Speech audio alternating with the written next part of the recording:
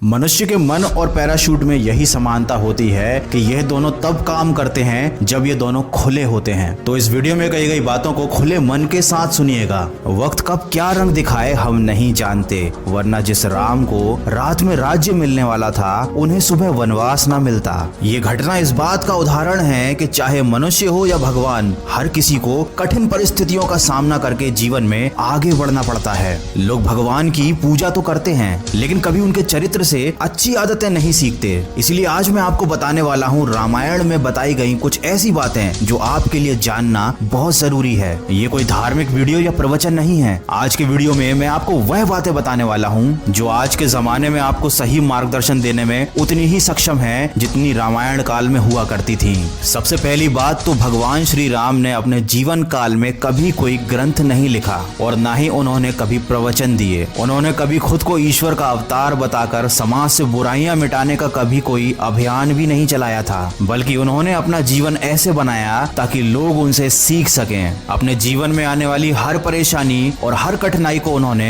हंसकर स्वीकारा और अपने जीवन को एक उदाहरण बताकर यह बताया कि जीवन एक ऐसा सफर है जहां इंसान को हर तरह का अच्छा बुरा तजुर्बा मिलता है। अच्छे पलों का तो हम भरपूर आनंद उठाते हैं, पर मुश्किल की घड़ी में अक्सर अपने भाग्य को कोसने लगते हैं। ये बात हम सभी जानते हैं कि वक्त कैसा भी क्यों ना हो, अपने साथ कोई ना कोई सबक लेकर जरूर आता है, लेकिन कभी कभी हम उस सीख को समझ पाने में सक्षम नहीं हो पाते।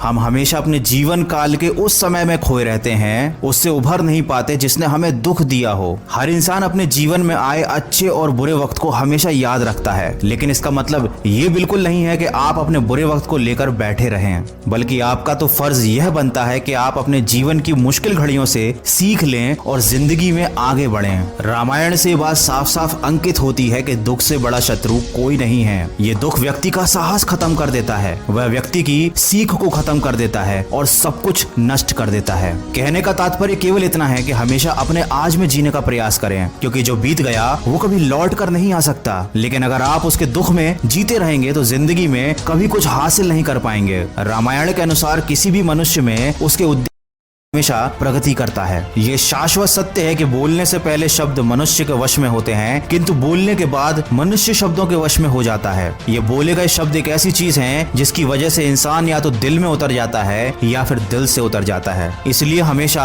बातों को ध्यान पूर्वक कहें, क्योंकि हम तो कहकर भूल जाते हैं लेकिन लोग उन्हें हमेशा याद रखते हैं। भगवान राम को मर्यादा पुरुषोत्तम कहा जाता है, क्योंकि वो हमेशा अपनी मर्यादा में रहे, अपने अनुशासन का पालन करते रहे। और ये बात हमें सीखने को मिलती है कि अनुशासन सुखी जीवन के लिए सबसे महत्वपूर्ण है। मर्यादाएं जीवन में आने वाले संघर्षों से जूझने की शक्ति देती हैं। अच्छी संगति मनुष्य की तरक्की के लिए बहुत जरूरी है। अगर वो गलत संगत में है तो उसके जीवन में आगे बढ़ने का रास्ता रुक जाता है। जैसे कैकेयी ने दासी मंथरा की गलत बातों में आकर भगवान राम को वनवास भिजवाया था। सब कुछ जानते हुए भी भगवान राम ने वनवास को स्वीकारा, क्योंकि वह ये बात बताना चाहते थे कि बच्चों के लिए उस कर्ज को चुकाना मुश्किल है जो उनके माँ बाप ने उन्हें बड़ा करने के लिए दिया है। रावण ज्ञानी था, रावण धनी था, किंतु अपने अहंकार और क्रोध के चलते उसने अपना सब कुछ नष्ट कर लिया। इससे यह बात सिद्ध होती है कि आप चाहे कितने ही ज्ञानी और कितने ही ज्यादा धनी क्यों ना हो, अगर आपके अंदर क्रोध और अहंकार जैसे अवगुण हैं तो वो एक ना एक दिन आपका सर्वनाश अवश्य कर देंगे। इसी के साथ रामायण से हमें यह भी पता चलता है कि चरित्रहीन व्यक्ति की मित्रता उस पानी की बूंद की भांति होती है जो कमल पत्ती के फूल पर होते हुए भी उससे चिपक नहीं पाती। इस तरह के मित्र एक ना एक दिन आपको धोखा देकर आपका साथ छोड़ देंगे। दोस्तों, रामायण की कहानी देखने या सुनने से ज्यादा महत्वपूर्ण है कि आप उसमें कही गई अच्छी बातों को अपने जीवन में उतारें। और आज का ये वीडियो बनाने का उद्देश्य भी मेरा यही था कि मैं कम समय में कम शब्दों में आपको रामायण में कही गई कुछ अच्छी बातें बता सकूं।